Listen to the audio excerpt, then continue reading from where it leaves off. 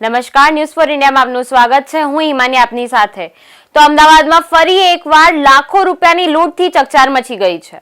આનંદનગરની titanium city સેન્ટરમાં આવેલી આંગડિયા પેઢીમાંથી રૂપિયા લઈને જતો હતો ત્યારે રસ્તામાં તેની કાર પાસે એક અજાણ્યો વાહન ચાલક કાર નજીક લઈને કાર રોકીને કહ્યું કે કારમાં પંચર છે અને વેપારીને ઉતારીને જોતા જ સમયે કારમાં પડેલો થેલો લઈને બે શખ્સો ફરાર થઈ ગયા હતા। આ બનાવની જાણ થતા આનંદનગર પોલીસ અને ઉચ્ચ અધિકારીઓ ઘટના સ્થળે પહોંચ્યા હતા। તો શું છે સમગ્ર ઘટના તે જોઈએ।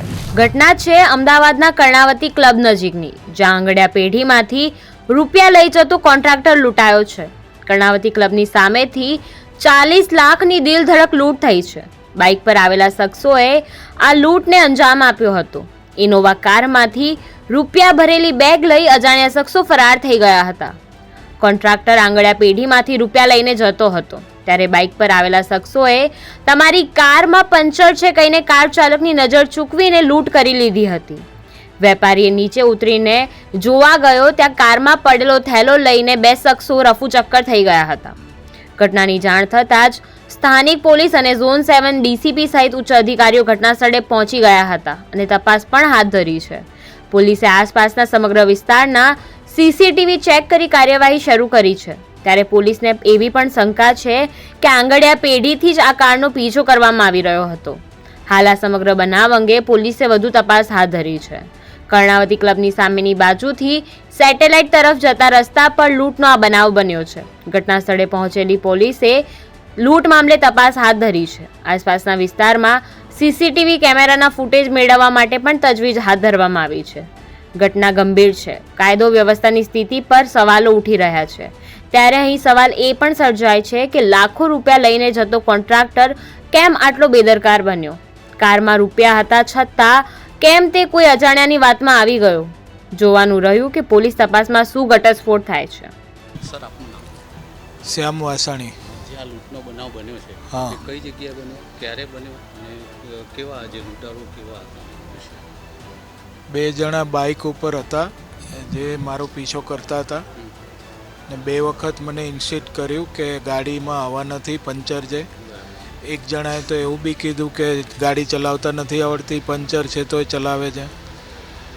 ને આગળ જતાં મેં ઊભી રાખીને જોયું તો પંચર હતું। મારા પેઢીમાંથી જે પૈસા લીધા હતા એ ગાડીમાં જ પડ્યા હતા। એટલે પંચરમાં સ્પેર વ્હીલ ખોલવા માટે હું થોડોક નીચે નમ્યો એકાદ મિનિટ માટે, એટલામાં એ લોકો આગળનો ગાડીનો દરવાજો ખોલીને લઈને નાસી ગયા। કેટલા ઈસમો હતા? મને રસ્તામાં જેમને પંચર છે એવું કહેનારા બે જણા જ હતા અને કોણ લઈ ગયું એ મેં જોયું નહોતું। ના, મેં નથી જોયું। ના। કેટલી ઉંમરના હશે? આશરે એક શખ્સ જે હતો એ 20 થી 22 વર્ષનો હતો, જે પતલા સરખો હતો। એ મને પ્રેરણાતીર્થ પાસે કીધું પંચર છે, અને સુપર સોસાયટી 4 રસ્તા પાસે જે શખ્સ હતો એ લગભગ 30 વર્ષની આજુબાજુ હશે। એ ભરાવદાર બાંધાનો હતો।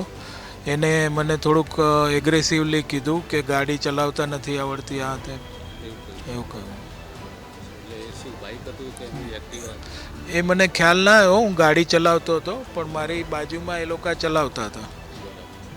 પીછો તમારો કર્યો તો પહેલાથી એવું લાગ્યું તમને? એવું મને હવે આ બનાવ બન્યા પછી એવું લાગે છે કે આ લોકોએ બધું ટ્રેપ જ કર્યો હશે।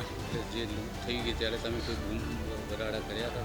ના, 2 મિનિટ માટે તો મારે શું કરવું ખબર નથી પડી। પછી મેં મારા મિત્ર બાજુમાં રહે છે રાકેશભાઈ વર્મા, એમને મેં ફોન કરીને બોલાયો અને 100 નંબર પર પછી મેં ફોન કર્યો। તમે જે આ પેઢીના પૈસા તમે કઈ પેઢીમાંથી, આંગડિયા પેઢીમાંથી લઈ આવ્યા? PM આંગડિયા ને HM આંગડિયા।